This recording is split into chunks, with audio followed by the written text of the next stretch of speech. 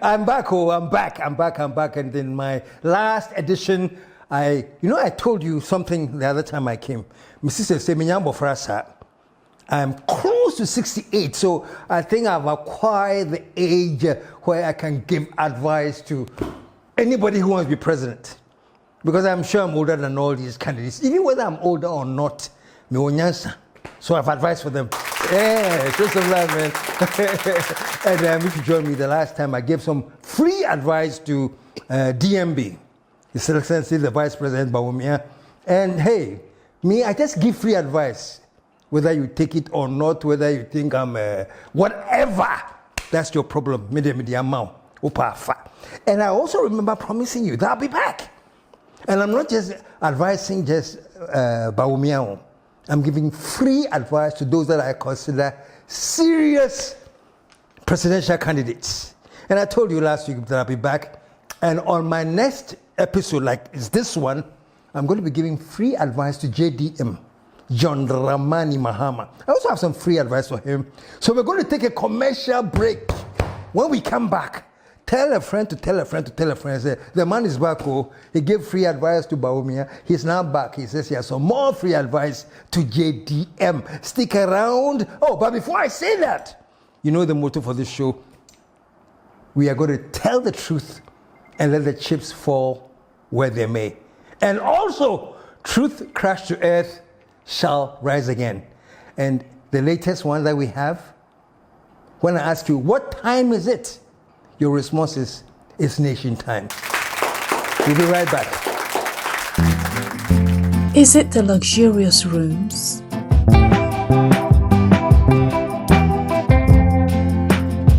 Or the serene green surroundings? Is it the tempting swimming pool?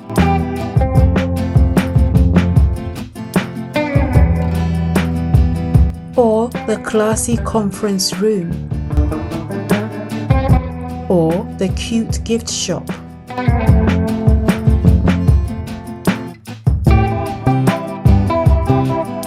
Maybe it's our chef's array of cooking delights. Whichever way, it's all about Cactus Creek. A most respected hotel. 055 039 5007.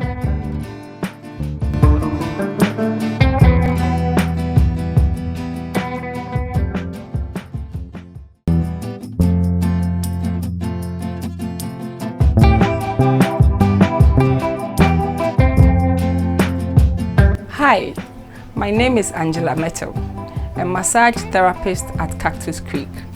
My job is simply to pamper you with the 3 R's, to relax you, to revitalize you, and to rejuvenate you. Come and let me pamper you. 055 039 5007.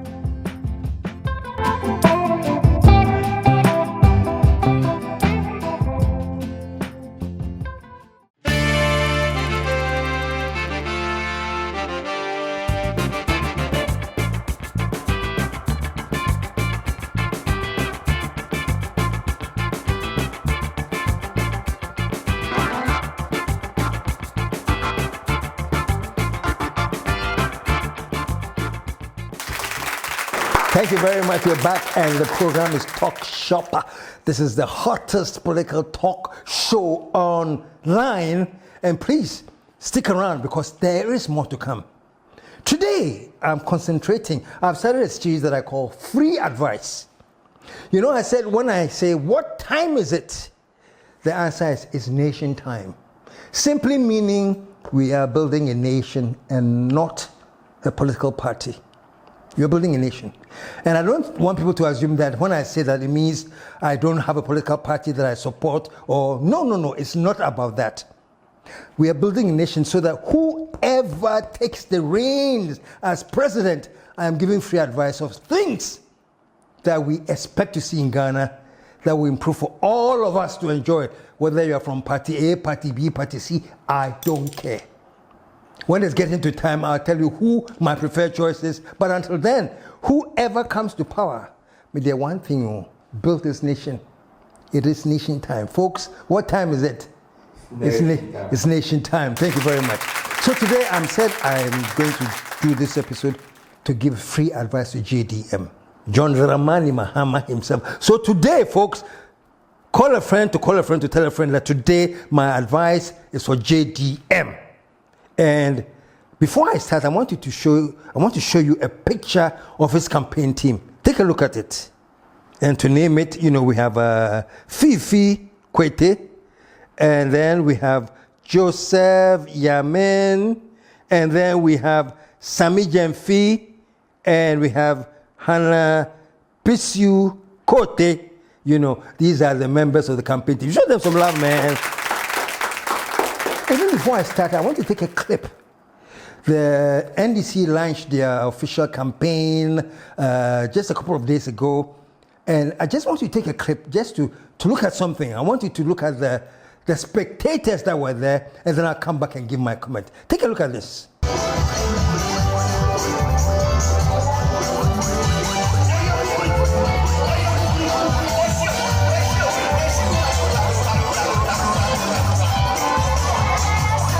Thank you, and we're back. You know why I'm showing you this? These are people who are there, who are telling JDM, yeah, JDM, we want you back. We want change. And when I had an interview with Sami Jemfi, there was one question I asked him. I said, look, people may want change. We may actually get change. Getting change is okay. It's easy to get change. The difficulty, folks, is how you manage the change. It is easy to get change. The difficulty is how to manage the change. Why am I saying this, folks? Look at all these people that are there, and we saw in the election. 2020 election, similar crowds of people who were there because they wanted change, to change from the NDC to the MPP. We saw similar crowds. These are the crowds. This is what I'm talking about. They are there because they want change. And let me repeat it. Getting change is easy. Managing the change is not. This is why I'm saying this. Look, you see all these crowds that are there. Let us assume if Mahama should win, do you see the crowds there? And this is just the north, though. They are now going to go to their campaign lunch and do up and down across the nation, as all the parties do. But this is just in the north, though. My question is, do you see the crowds there? All these people are coming with mighty expectation. Trust me, and this is going to JDM. JDM, trust me. If you should come to power with all the fanfare and everything, the big crowds and everything, and let's say you actually come to power, let me assure you something. By the next month or so, when the fuel prices come and it doesn't go down, you see what Ghanaians will tell you. But the prices are still going up. I'm saying this suggests that people, when they say they are expecting change, they have all these ideas that once the change, if you come, once the change has come, everything that instant should change. But the prices are going up. Then why do we vote for Mahama? Say to about say bring the prices down. That is the Ghanaian. That is politics. That is human nature. And trust me, at that time, if it so happens that the MPP is now in opposition, you hear what they have to say. But we told you. We told you that nobody can bring prices down, and it is to become a whole new narrative at the same time. At that time, I mean. But why am I talking plenty? I'm talking plenty because I have free advice with JDM. If the country should change, and if you come to power, I have free advice with JDM. Do you know why? JDM has said something. When I came the last time I was on, I played words of DMB, Baumia. And I used his own words and I say, Massa, these are the things you said. If Ghanaians are going to have anything against you today, they are just going to play back your words to you. Please, JDM, no exception. I just want to play back just a little bit of some of the words you have said and why the people of Ghana have so much expectation. Let's just take a break and just listen to just this clip about something that JDM himself says, there's something on his heart. Listen to this. At the heart of my vision for economic revitalization is the implementation of a 24-hour economy. This innovative policy seeks to maximize productivity and efficiency by extending business hours and operations around the clock. Doing so will create a more dynamic and vibrant economy that benefits workers and businesses. A 24-hour economy will increase economic output and create well-paying jobs. You see, this is what I'm saying. These are JM's own words about this famous 24-hour economy that he believes, he intends that this is what he wants to implement in Ghana. And for good reason. He says when he does it, can you imagine Ghanaians working 24 hours across the clock? There's a morning shift, they close, then they come with an afternoon shift, and then there's a night shift. Do you know how many more people will be employed? Do you know what this will mean to employment for the youth of Ghana? And so I'm saying, James must put this word out. That when he comes, one thing that is close to his heart is establishing this 24-hour economy. All right. So we're going to get there. But my first question is this. JDM, are you aware that you are inheriting a bankrupt economy? Master, are you aware? The economy you are inheriting is bankrupt, and I don't care what anybody says. I can do a whole show to prove to you why I'm saying Ghana's economy is bankrupt. You know, I remember under J. Kufuor, Ghana went through HIPIC. And those of you who understand HIPIC, is highly indebted, poor country. I am a former Trimodium. See the description? Highly, not just indebted, you are indebted. Not that you are highly indebted and no. You are a poor country as well. So we went through HIPIC, and Kufuor managed the HIPIC till he got Ghana out of HIPIC, and you all know the story. Let me tell you something. Today, Ghana is not in HIPIC. Ghana is under HIBIC. It's not HIPC. It's HIBC. Ghana is no longer HIPIC. Ghana is HIBIC. And you're going to KSM. What is HIBIC? We have moved from a highly indebted, poor country to a highly indebted, bankrupt country. We are no longer a poor country, we are a bankrupt country. And why am I saying all of this? I'm saying this to ask my dear friend JM, can you actually have a 24-hour economy in a country that is economically bankrupt? Very good question that I'm asking. And I'm hoping that I get a chance to sit down with you again. I've interviewed you once, but that was way back. Now we're going to sit down and have a one-on-one. And please prepare, because this is something I'm going to be asking you. You know, how can anyone actually build a 24-hour economy on a country that is bankrupt economically? It is tough. Now here's the thing, Jim, you know, I appreciate the idea of wanting to have a 24-hour economy. This is amazing advice, amazing news for the youth. You can get employment. Things will start expanding. The economy will become buoyant. And when we talk about a buoyant economy, it means things are happening. There's production, there's productivity. Businesses have stepped up. They are producing things, and not only are they producing things, there's a market for them, and people are buying it left, right, center, left, right, and center. Who produce here, the economy is buoyant. When you have such a buoyant economy, then I think you can start thinking, hey, this economy is buoyant too. How can I step it up to the next level where I can have a 24-hour economy out of the buoyant economy?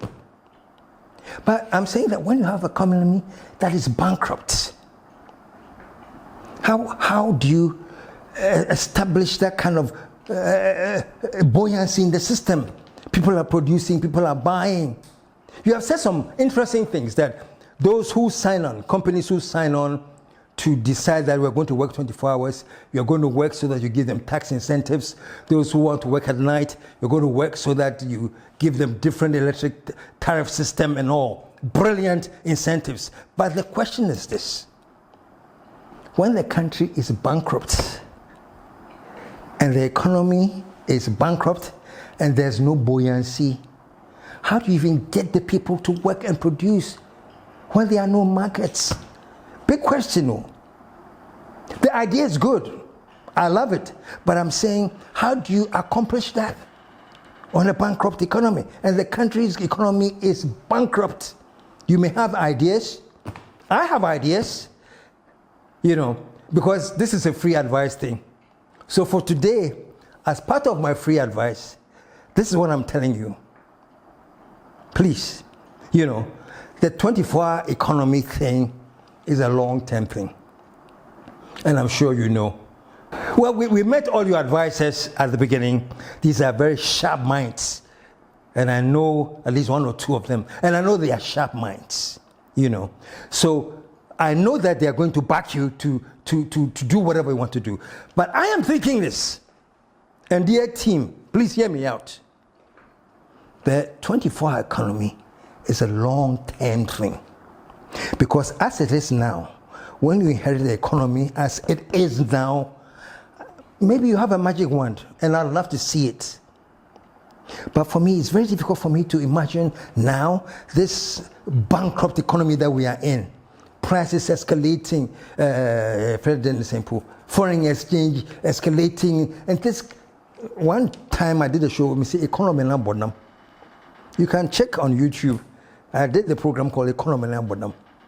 If you have inherited an economy that is insane, my question is very simple. How do you actually build a buoyant, active 24-hour economy? That's why I say it's something that can be a long-term thing. But for now, my free advice, which I'll give you anyway, and please pay attention to this. The free advice I'm going to give you for the ability to implement a 24-hour economy is this. Masa, as we speak now, the local firms and the local productions and things there, the economy, it has messed up everything. So it's very, very, very hard to get people to say, oh, I'm registering because I want to produce 24 hours, when they know that even when they produce, there's nothing they can do with their product for now. But if you are thinking about producing to sell outside, that's a different game, but it hasn't even come in yet. Okay? Right now, my free advice, JDM, my free advice. If you should come in JDM, my free advice, I'm taking a look at two sports to start with. Two immediate sports that I think you should pay attention to right away. Okay? Number one, I want you to, whatever you think you can do, find the funds and resuscitate the Commander Sugar Factory. It is critical. Resuscitate the Commander Sugar Factory. And while you are in the business of finding funds to resuscitate it and putting it back together, then start with your growers who are going to plant all your sugar cane and massively on a large scale. I don't know whether the lands are there and everything is set, but please let those who are going to get into the planting of sugar cane and get ready. Let them start working while you are resuscitating the Commander Sugar Factory. You know why I'm saying this? A simple area like sugar and one factory like Commander Sugar Factory can start immediately working 24 hours around the clock. That is, if you resuscitate it and put in all the equipment that is needed. Do you know why I'm saying this? Please go and do your research. Everyone listening to me, go and do your research. Sugar alone that we import into this country is in excess of $200 million. Sugar and corn. Now check this out. We resuscitate the Commander Sugar Factory, and then we make laws in this country or regulations that will insist that all the breweries, Accra Brewery, Guinness Ghana Limited, and all those, the Coca-Cola, the whoever, Casaproco, anybody in the business of alcohol, the amount of sugar you import, make it a law, a regulation that all these breweries should buy only Commander Sugar. So right now, you have created a market for Commander Sugar. And we are talking about a market in excess of $200 million a year. And in order for them to meet the demand to supply all the breweries and other places that may need it, maybe other African countries, you have now paved the way to need a 24-hour operation. So Commander Sugar Factory is operating 24 hours, 3 distinct shifts. Why? Because the demand from the breweries alone, I'm not talking about exported, locally, the demand for sugar alone, for the breweries and the local demand alone. So right there, you have a Commander Sugar Factory operating on a 24-hour economy. So people who are criticizing 24-hour economy at the end, no, don't say that. Just understand that though, that it's not an overnight thing. Okay? So that's my first free advice. Commander, I'm talking about because we have left it to rot. Promises were made to be back online. It has been left to rot, all because of our silly politics. Commander has been left to rot. Resuscitate it. It will take a lot of refinancing to get all the machines and everything in place, but go ahead and do it. In the meantime, get those sugarcane farmers to get busy. Do you know the employment right there that we are creating? Just getting the youth to get into sugarcane farming alone. Just getting the youth to get into operations of the Commander Sugar Factory. Just getting people to produce so much sugar that they can meet our local demand. I'm not even talking exporting yet. That will come later. So Commander Sugar Factory is number one. The other thing too, that we can do everything we can to resuscitate the Kumasi Shoe Factory.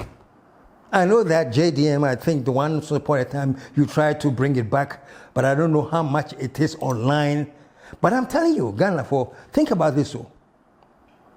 Do you know that we import all these uniforms that our soldiers wear?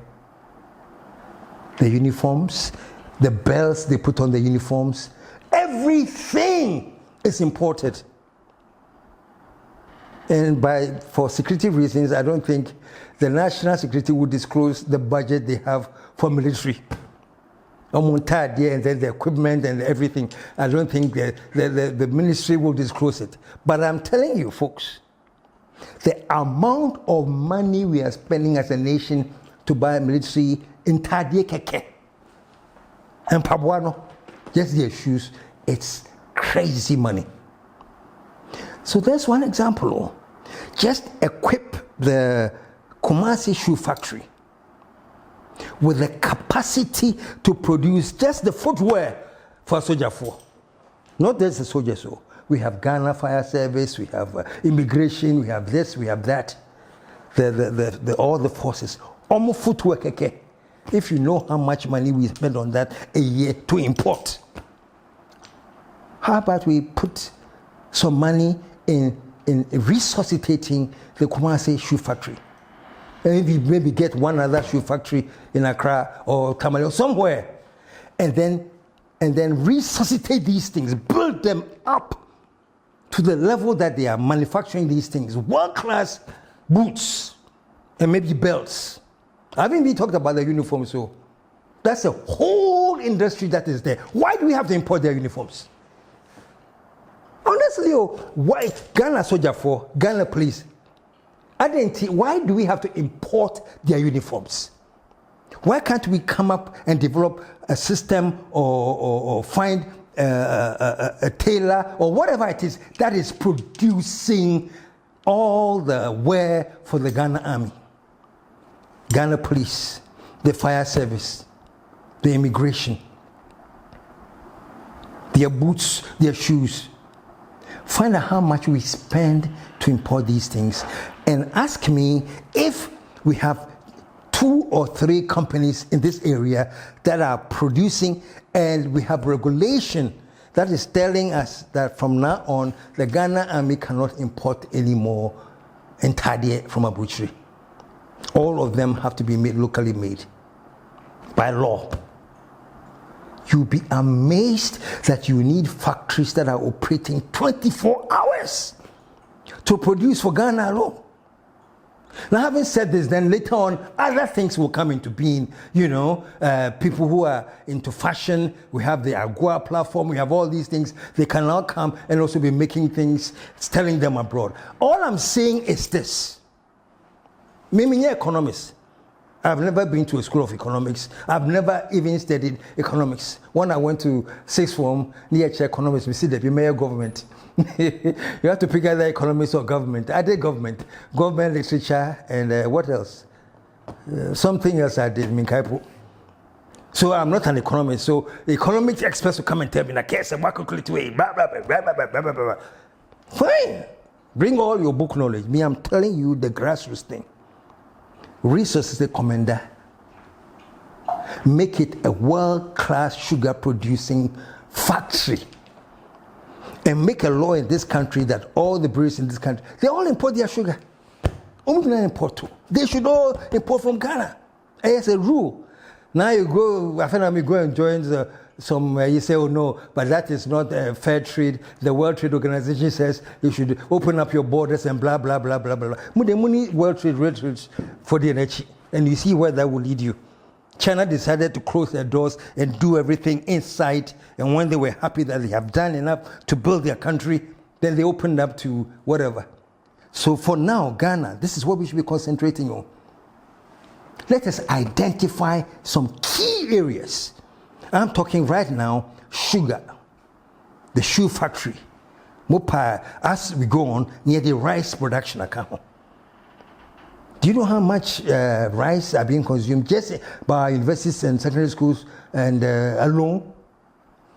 We make a law that we are now going to resuscitate the Dowenya rice irrigation, whatever happened in him.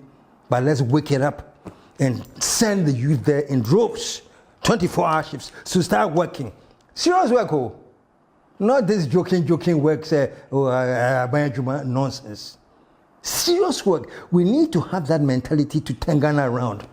So JDM, I know I'm talking plenty, but I'm saying if you should come back, trust me, you've been president already, and then you lost the election, you tried to come back, you didn't win, you're going to try to come back again. If you should win, let me guarantee your team that nobody in Ghana, if you should win, is saying, oh, JDM is coming, so let's give him some honeymoon time. Don't find him out to 2 years. No. The team that I talked about earlier, I think right now, and I know you probably are doing it right now, design it so that JM hits the ground running. If he should come back, he should hit the ground running. There's no time crowd. Because you'll be surprised that he will hit the ground, and in 3 months people are saying, but why aren't Ghanaians working around the clock? That's the nature of Ghanaians. What you say, we hold you to. I was holding Baumia to things that he said just a few days ago on the currency and everything. And I know there were many people on the responding that I didn't understand him, and this. Don't worry. As for sycophants, I know you're thinking, and even as I'm talking, I know what you are thinking about telling me already. So I'm okay. You can do that all you want. But the facts on the ground still remains the same. Pacho JM, if you should come back again, it's your second coming, and trust me, they're expecting a different mode. Your friend is saying, this man has good sound bites, Nanado. Amazing sound bite. Ghana, hear mine. Amazing sound bite. Nada. One of his most favorite sound bites I like so much, and came and he said, I'm in a hurry. You see, damn. That's what I want to talk about. I'm in a hurry. Nana just said, Nana has inherited Ghana. Now, things are so not together. So he and his MPPA have to put things together and turn Ghana around in 18 months. Or say, I am in a hurry. Please, JDM team, note that if JDM come back, he should hit the ground in a hurry. There's too much mess left around. We are not doing things as usual anymore. And I'm going to do a whole talk shop on that coming soon. I'm going to do a whole talk shop on how we have to break from the way we have been doing things. And I'm not talking about the breaking thing. I'm talking about a radical break. Sometimes these breaks come from people, they just make it, Don't let us get confused with this democracy thing. Oh, be a right to speak. Good. But don't let us get carried away and forget that sometimes this book loan thing about democracy and freedom of speech makes us lose focus. That's why the parliamentarians can go and sit in the parliament and say, Ubi anya siren, because when they are going to work, they want to do wee, wee, wee, wee, wee, and all cars will stop because they are going to parliament. What are you talking about? When you are in that state of mind, it's all about work and how you work and make things work. You parliamentarian, if you're going to get into parliament late because there's traffic, get up at 2 a.m. and start driving to parliament. Thank you. That's what we're talking about, man. Sorry, 2 a.m. not drive to parliament. So folks, let us go into a war mode. I'm sorry I'm using war for want of better word, intimacy war. But let us go into mode such a we are on a path. We are not here to joke. And it is in that spirit that I think JDM, if you should come, let Ghanaians understand that 24-hour economy, these are all things that you are building towards. Because trust me, within 2 months, they will want to ask why every company is working one shift. That is the nature of the Ghanaian. Please, Makasabi. And I think I've given enough free advice to JDM. So before, I think I've done my bit. But let me end in saying that if we can resuscitate Commander, change the rules to make sure that the sugar being produced in our breweries and everywhere, we make laws to insist that they are bought in Ghana. We do the same thing for our shoes and our military wear and all those things. Plenty will happen. I'm going to end up very, very soon. Because I know the questions that people are asking me, but KSM, where do we have the money? Where do we get the money? Do you know how much, for example, it will cost to bring back the Commander Sugar Factory to the level that you're talking about, KSM? Mukasa by heart. Do you know how much it will cost? You're talking about the shoe factory and duplicating it across and putting in money to get it to an internationally competitive level so that we can employ the youth. Do you know how much it will cost? Folks, trust me. You see, what was the question? Sikano, KSM, Sikane de Bele. Folks, chill. I'll do a special talk shop one of these days soon, and the title will be Make Sure with the Sikano. I'll give you 3 sources. The money is there. I'll give you 3 sources where the money is at, so that we can go and take the money and redirect the money properly to build a well-structured, world-class Commander Shoe Factory, Commander Sugar Factory, build shoe factories, and make sure that the dynamics will now start changing. Because I'm going to end. This is what we have to do to break what we call the Gettysburg economy. And once again, who do I say has the best sound bites? Nanadu. He said it. Or say what is killing Ghana is the Gettysburg economy. And that the MPP is going to break away from the Gettysburg economy. We dove deeper into the economy, Gettysburg economy than anything else. But the fact is that these are the things that we need to do to break from the Gettysburg economy. And it won't be done with, no, by law, by force. But